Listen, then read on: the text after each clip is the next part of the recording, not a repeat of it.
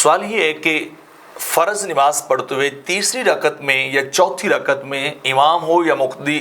انفرادی طور پہ اکیلا ہو، یعنی انسان جماعت کے ساتھ ہو یا جماعت کے بغیر ہو، اگر وہ تیسری اور چوتھی رکعت میں بسم اللہ الرحمن الرحیم فاتحہ شروع کرنے سے پہلے پڑھ لے، تعوذ یعنی اعوذ باللہ پڑھ لے، یا فاتحہ ختم کر کے رکوع میں جانے سے پہلے یعنی فاتحہ کے بعد پڑھے، تو کیا اس پہ سجدہ سہو لازم ہوگا یا نہیں؟ تو اس کا جواب یہ ہے کہ چاہے مقتدی ہو یعنی اکیلا آدمی ہو، چاہے امام کے پیچھے ہو، یا امام خود ہی کیوں نہ ہو، یعنی کسی صورت میں بھی اگر وہ تیسری اور چوتھی رکعت میں وہ فاتحہ سے پہلے یا فاتحہ کے بعد اعوذ باللہ اور بسم اللہ یعنی تعوذ اور تسمیہ پڑھ لیتا ہے تو اس پر سجدہ سہو واجب نہیں ہوتا، کیونکہ فتاوی شامی کے اندر ہے وفی اظہر روایات لا یجب، اور یعنی ظاہر روایت یہ ہے کہ اس کے اوپر سجدہ سہو واجب نہیں ہوگا، لأن القراءۃ فیہا مشروعۃ من غیر تقدیر،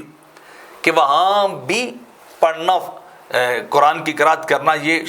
شرعی طور پر جائز ہے، اور دوسرا یہ ہے کہ وہ اس کے اندر کوئی نہیں کہا گیا کہ آپ وہ اکیلی فاتحہ پڑھیں اس کے ساتھ بسم اللہ پڑھیں یا نہ پڑھیں، اس کا کوئی جو ہے وہاں ذکر نہیں کیا گیا۔ والاقتصار علی الفاتحہ مسنون لا واجب، صرف فاتحہ پڑھنا سنت ہے، واجب نہیں، یعنی آپ اس کا لب لباب یہ ہے جو فتاوی شامی کے اندر نقل کی عبارت کہ آپ پہلے پڑھ لیں تیسری اور چوتھی رکعت میں، چاہے آپ تنہا انفرادی طور پہ کھڑے ہیں، چاہے